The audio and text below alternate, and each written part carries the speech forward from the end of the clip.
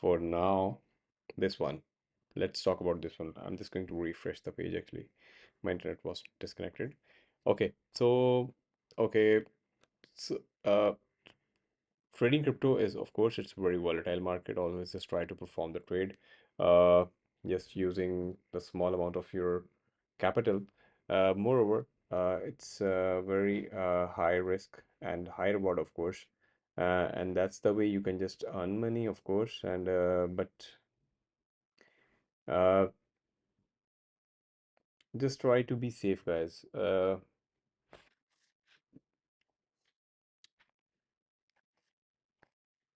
I don't know what's going on again.